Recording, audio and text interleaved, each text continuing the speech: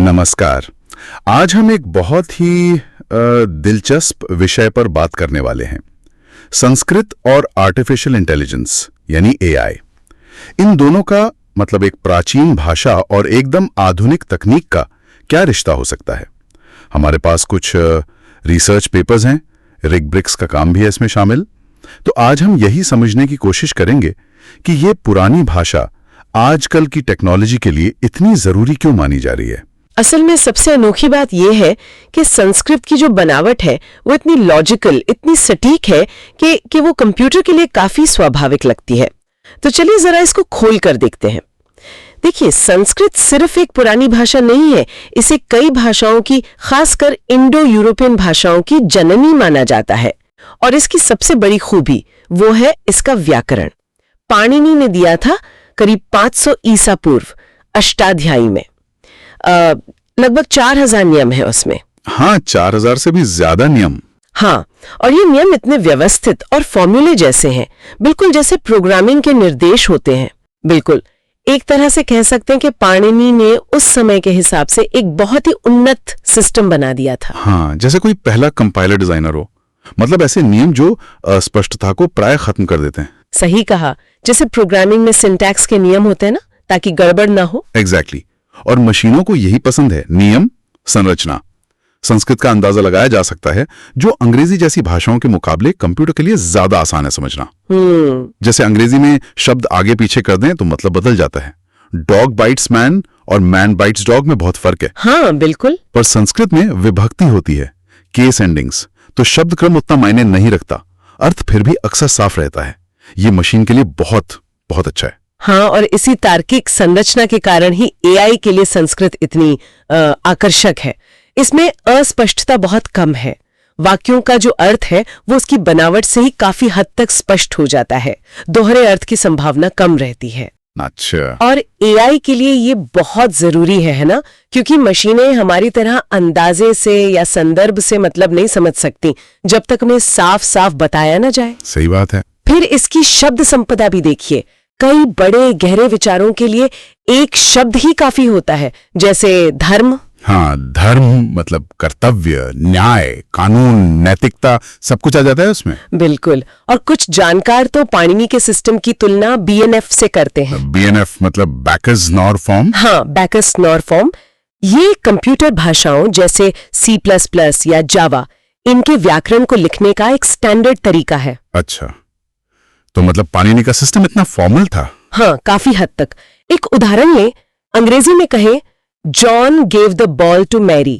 अब इसका मतलब ये भी हो सकता है कि तोहफे में दी या बस खेलने के लिए दी।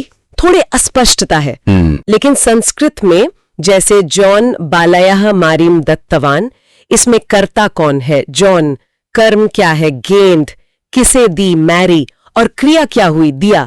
ये सब इतने साफ तौर पर पता चलता है कि भ्रम की गुंजाइश वो बहुत कम हो जाती है। तो ये नियमों पर आधारित जो ढांचा है, यही इसे एआई के लिए खास बना रहा है। हाँ, लेकिन वो एक कहानी भी तो है ना, नासा वाली। हाँ, वो तो बहुत चलती है कि नासा ने कहा संस्कृत कंप्यूटर के लिए बेस्ट लैंग्वेज है। ये सच है क्या? देखिए, सच थोड़ा अलग है। 80 के दशक में रिक ब्रिग्स थे, जैसा आपने जिक्र किया, नासा के शोधकर्ता। हाँ। उन्होंने कुछ लेख लिखे थे और उनमें ये सुझाव जरूर दिया था कि संस्कृत की जो स्पष्टता है वो एआई सिस्टम्स के आपस में बात करने के लिए, मतलब कम्युनिकेशन के लिए अच्छी हो सकती है। अच्छा, तो सुझाव था बस। हाँ, सुझाव था।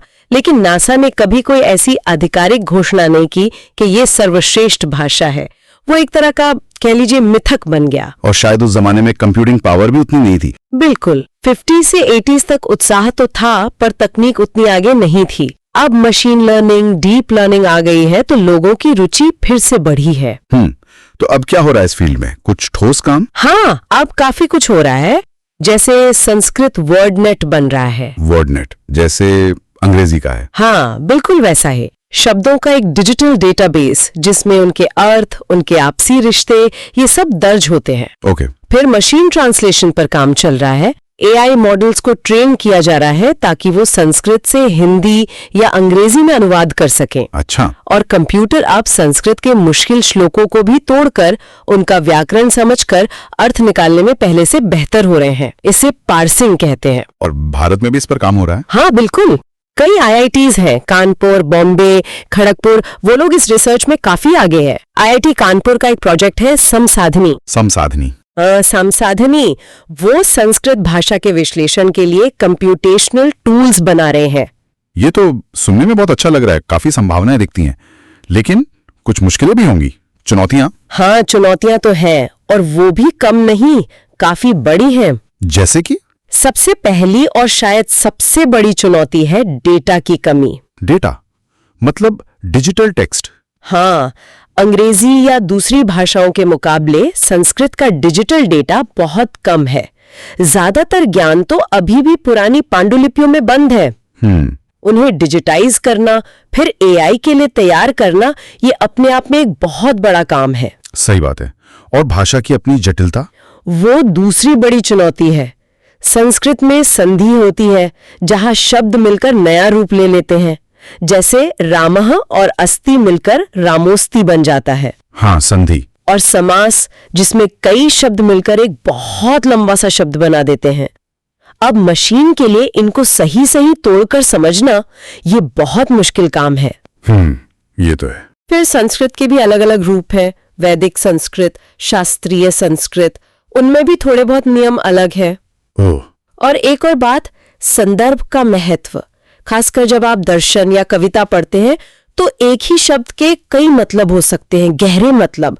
वो बारीकियां पकड़ना एआई के लिए अभी भी एक बहुत बड़ी चुनौती है। हाँ, ये बाधाएं तो काफी गंभीर लगती हैं। है तो, लेकिन इन सब के बावजूद निचोड़ यही निकलता है कि संस्कृत अपनी उस अनोखी तार्किक बनावट के कारण कंप्यूटर साइंस और एआई के लिए एक नेचुरल दोस्त जैसी है।